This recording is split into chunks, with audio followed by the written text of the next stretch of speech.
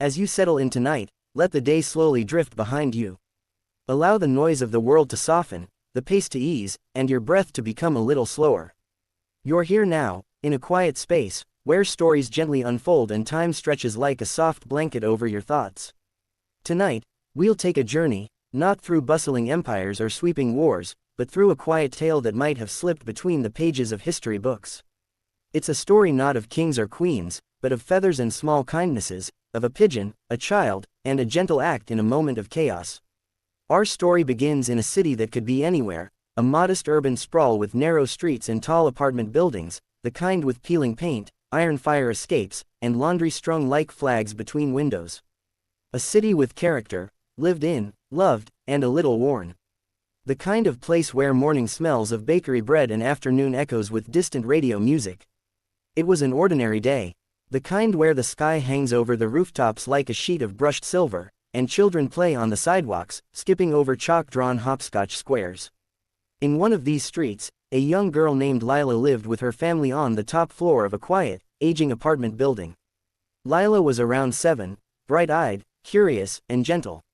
She had a condition, though, asthma. It wasn't something she liked to talk about, but it meant she always carried an inhaler, a little blue device that lived in the pocket of her dress like a trusted companion. On this day, like many before it, Lila was playing downstairs in the courtyard. The pigeons often joined the children there, not deliberately, of course, but they always found their way near the breadcrumbs and laughter. One pigeon, in particular, seemed to visit more often. Gray-feathered with a small white mark above its eye, the children had named it Buttons. Not because it did tricks or wore hats, but simply because its head bobbed in a way that made them smile. Lila had grown especially fond of Buttons. She would leave crumbs for it, tiny bits of toast or biscuit from breakfast, and speak to it in a quiet voice, as though telling secrets. Some days, she was sure Buttons understood. That afternoon, the air felt still. Almost too still. There was a hush, not quite silence, but a pause in the ordinary rhythm of things. Somewhere in the building, an old wire hissed and sparked. A curtain swayed where no breeze blew. And then, quietly at first, smoke began to unfurl like ribbon beneath a closed door. No alarms. Not yet. Just a whisper of something different. Lila didn't notice. She was chasing chalk shapes. But as the smoke gathered and curled, people began to stir. A neighbor opened a window and coughed. Another looked up from their newspaper and frowned. The stillness broke. The building, quietly and without permission, had begun to burn. The fire was not loud. Not at first. It smoldered, creeping through old wood and forgotten vents. When the shouts finally came, smoke, and, get out, it had already climbed the stairwell. In the rush, in the swell of feet and fear, Lila's inhaler, always with her, slipped from her pocket. She didn't notice. Her mother scooped her up, pressing a cloth to her face, leading her out with dozens of others. The inhaler, blue and small, bounced once on the stone steps, then lay still amid the scurry of shoes. And Buttons saw it. Now, pigeons are not trained for rescue. They do not attend schools or follow manuals. But they observe. They remember. And Buttons had watched Lila many times, seen her touch that blue device, seen her hold it like something important. In the strange quiet that followed the evacuation, sirens distant, the air thick and tinted gray, Buttons hopped down. One foot, then the other. Tilted its head, nudged the inhaler with its beak. Pigeons are stronger than they look. Built for flight, for balance, for precision. Buttons gripped the inhaler with surprising care. It was awkward, yes. Not food, not twig. But familiar. Important. The building was breathing smoke now, but still standing.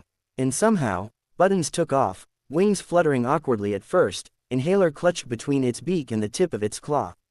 Upward, past the balconies, the open windows, the clotheslines with half-dry shirts.